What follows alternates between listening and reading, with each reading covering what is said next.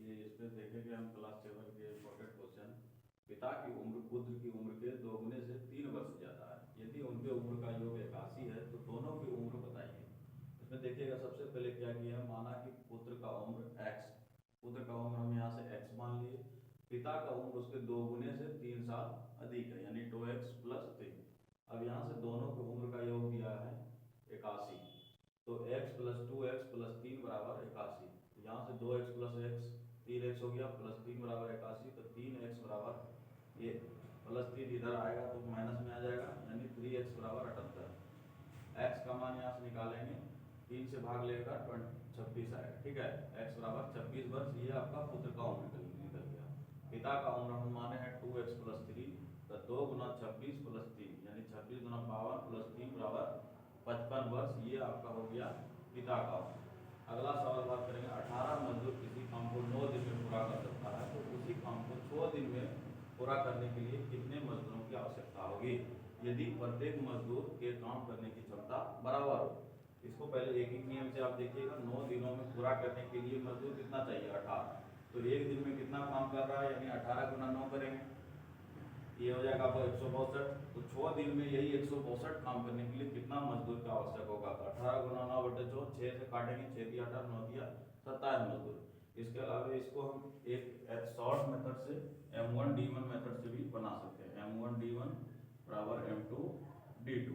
ये आपका हो गया दूसरा मेथड। M1 का मान हो गया 18 और गुना 9, अब M2 निकालना है आपको, अच्छे 6 से आप काटिएगा, 6 दिया 18, x का मान आपका हो जाएगा 27। यही आपका 27 मजदूर हो गया। ये आपका शॉर्ट मेथड हो गया, ये आपका प्रोसेस से हुआ। इस तरह से आप इन दोनों सवालों को कर सकते हैं। आगे अगला सवाल देखते हैं हम।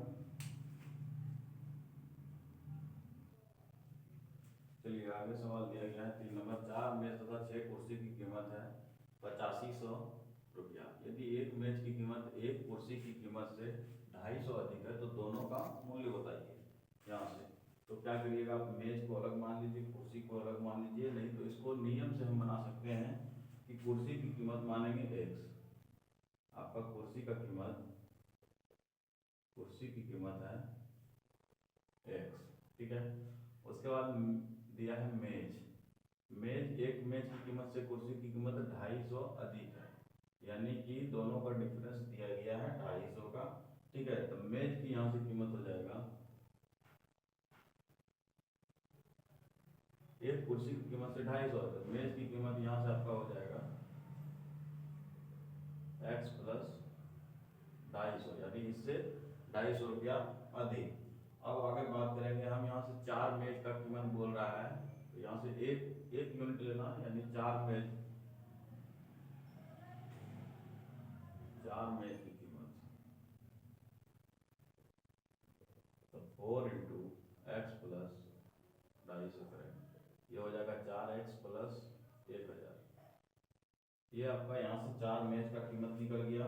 अब बात करेंगे हम 6 कुर्सी का, तो 6 कुर्सी का कीमत हो जाएगा, कुर्सी की कीमत 1 से, तो 6 कुर्सी का कीमत,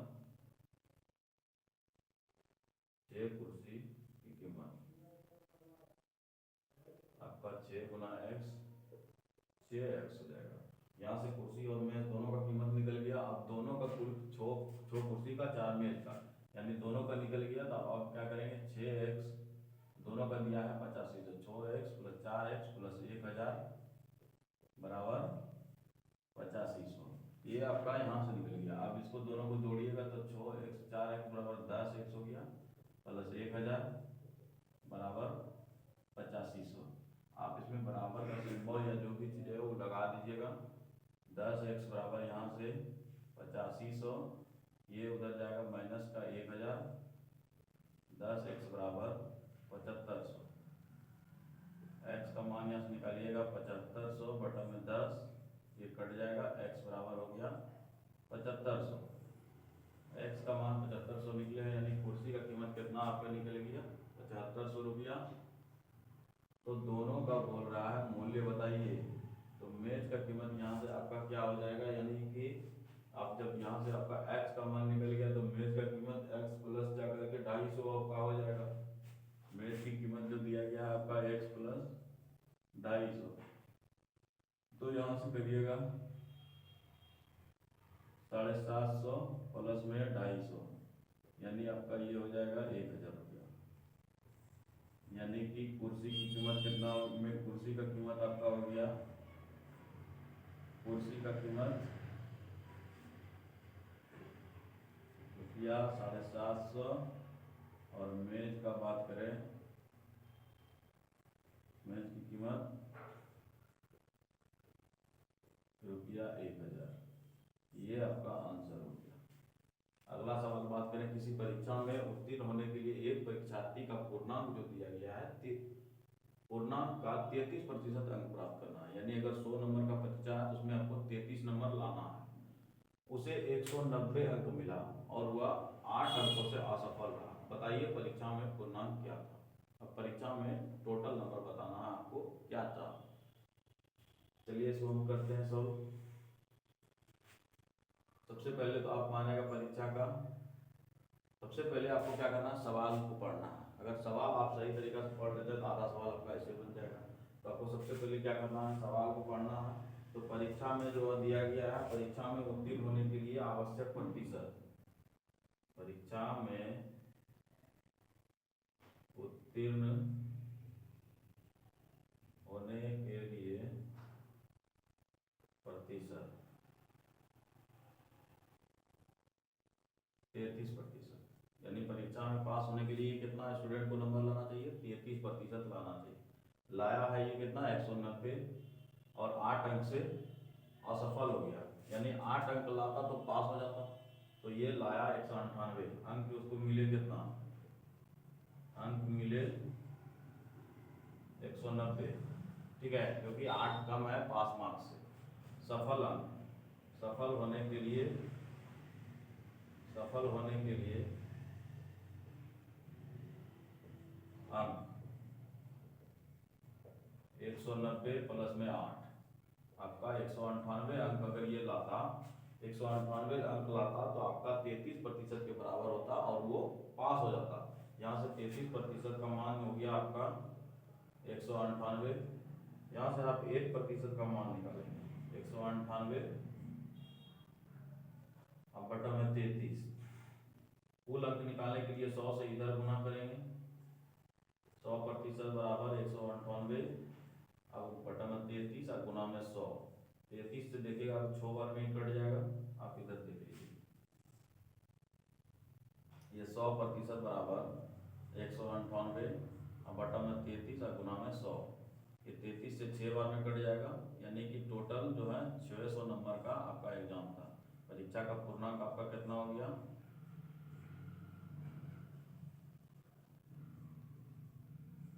600 नंबर, ठीक है। ये आपका आंसर हो गया। आप डायरेक्ट भी कर सकते थे। अब देखेंगे कि यहाँ पे दिया गया है 33% अंक लाइए और 190 में से 8 अंक उसको कम मिला है, यानी 33% का मान दिया गया है 198। तो यहाँ से आप कटाइए 6 बार में, यानी 1% का मान 6 हो गया। तो 100% का मान यहाँ से हो जाएगा ये 600, यानी 600 अंक का एग्जाम था। इस तरह से भी आप कर सकते हैं। लेकिन ये आपका 7 क्लास, आप जब बोर्ड एग्जाम का आप तैयारी करिएगा तो उसमें आपको थोड़ा विस्तार से ही बनाना पड़ेगा। ये कंपटीशन एग्जाम का सवाल आप इस तरह से आप कर सकते हैं सॉल्व, क्योंकि उसमें कोई मेथड नहीं, ठीक है। आपको सिर्फ आंसर निकालना है। लेकिन इसमें क्या होता है कि आपको मेथड देखेगा, इसीलिए आप किसी भी बोर्ड एग्जाम का तैयारी करते हैं तो आपको मेथड को जानना बहुत जरूरी है। आगे हम अगला सवाल पे बात करते हैं।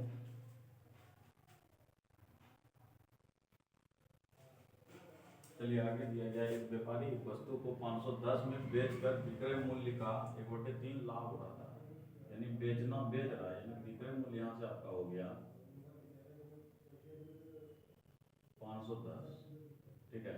उसका 1/3 लाभ जो हो रहा है, इसका विक्रय मूल्य का 1/3 हो रहा है, ठीक है। 510 रुपये का 1/3 यानी कि 170 रुपया यहाँ से इसका लाभ हो गया। लाभ इसका 170 रुपया हो गया। तो यहाँ से क्रय मूल्य निकालिएगा आप, क्रय मूल्य बराबर 510 रुपया माइनस 170 रुपया, ये आपका हो जाएगा। यहाँ से इसको माइनस करिएगा 4 कितना 340 रुपया, ठीक है, यहाँ से आपका निकल जाएगा ये आपका 340 रुपया निकल जाएगा यहाँ से क्रय मूल्य, ये आपका क्रय मूल्य निकला। अब लाभ प्रतिशत हमको निकालना है। लाभ प्रतिशत का आप फॉर्मूला जानते होंगे, लाभ बटे क्रय मूल्य गुना में 100, ये हो गया लाभ का फॉर्मूला। अब यहाँ से लाभ आपका दिया गया है 170 रुपया, ठीक है। क्रय मूल्य आपका निकला 340 रुपया, ठीक है। प्रतिशत में लाने के लिए 100 से गुना ही करते हैं, तो यहाँ से ये आपका जीना कट गया, 7 गुना 34, 2 से भाग दीजिएगा, इसमें 50, यानी कि आपका हो जाएगा ये 50% का लाभ। ये आपका इसका आंसर हो गया। उम्मीद करते हैं आप समझे कि विक्रय मूल्य जो है 510 दिया गया है और आपका विक्रय मूल्य का ही 1/3 लाभ उठाना है, यानी 1/3 इसका करेंगे तो कितना 170 होगा। 170 जब इसमें आप माइनस करिएगा, 510 में 170 माइनस करिएगा तो क्रय मूल्य होता है, क्योंकि क्रय मूल्य का फॉर्मूला होता है विक्रय मूल्य माइनस लाभ। 340 हो गया। प्रतिशत लाभ निकालने के लिए क्या करेंगे, लाभ प्रतिशत बराबर लाभ बटे क्रय मूल्य गुना में 100। लाभ आपका 170 अब बटा में 340, ये आपका कट जाएगा 2 बार में, 2 से जब इसको घटाइएगा तो 50 गुना 100, यानी कि यहाँ से आपका कितना निकल गया 50% का लाभ निकल गया। 6 नंबर सवाल का बात करें, 10% वार्षिक गणना पर किसी धन का 26 मार्च 2009 से 19 अगस्त 2009, इसमें दिन में दिया गया है, डे में दिया गया है, ठीक है। 26 मार्च से लेकर के 2019 अगस्त तक का दिया गया है, ब्याज 140 होता है होगा, जिसमें कि दिया गया है नीचे में 26 मार्च लेना है और 19 अगस्त को नहीं लेना है।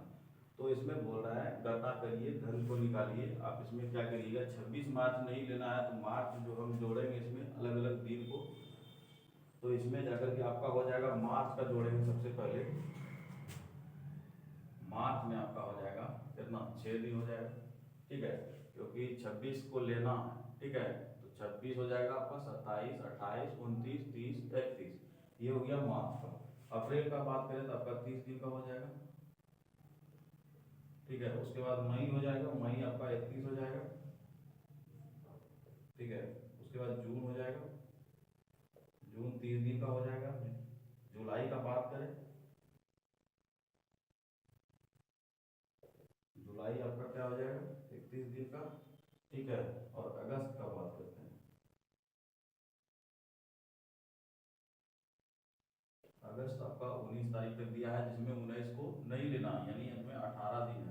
आप इसको टोटल जोड़िए, टोटल जोड़िएगा आपका 146 दिन हो जाएगा, 146 दिन। अब यहाँ से आपका समय निकल गया, ठीक है, यानी 146 दिन। दर दिया गया है आपका 10%, ठीक है। समय यहाँ से आप निकालिएगा 146 दिन, इसको साल में कन्वर्ट करिएगा, 365 से भाग देना है इसमें, ठीक है। 146 में 365 से अगर आप करते हैं, ये आपका हो जाएगा, ये 2 से कटाइएगा 2, 1 5, यानी कि 2/5 वर्ष, ठीक है। ये आपका हो जाएगा 2/5 वर्ष। समय निकल गया आपका 2/5 वर्ष। ब्याज दिया गया है रुपया 140, ठीक है। यहाँ से हमको धन निकालना है। धन निकालने के लिए आप साधारण ब्याज का फॉर्मूला जानते हैं, साधारण ब्याज बराबर मूलधन गुना समय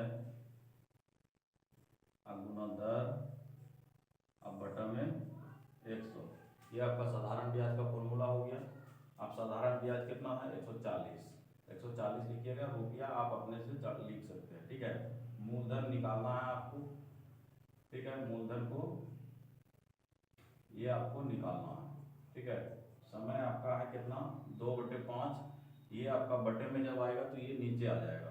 दर दिया गया है 10%, नीचे में आपका 100 हो गया, अब 30 का 5 हो गया, ठीक है। आप यहाँ से कटाइएगा, 1 शून्य कट गया, ठीक है। 2 से ये 5 बार में आपका कट गया, ठीक है। नीचे 140 बराबर मूलधन, ऊपर में सिर्फ मूलधन बचा, नीचे में आपका 25 आ गया। ये इधर क्रॉस मल्टीप्लीकेशन होगा तो आपका हो गया मूलधन, और ये आपका हो जाएगा 140 गुना में 25। आप इसको गुना करिए आप जब गुना करिएगा तो ये आपका लगभग हो जाए आपका 140 गुना में 25, जो 5 20 हो गया और 5 का 5 2 7, यानी 3500 हो जाएगा। ये आपका हो गया 3500 रुपया मूलधन। यही आपका सवाल का आंसर हो गया। उम्मीद है कि सभी सवाल आपको समझ में आएगा। धन्यवाद। अगर आपको अच्छा लगे तो ज़रूर लाइक करें, शेयर करें, सब्सक्राइब करें। धन्यवाद।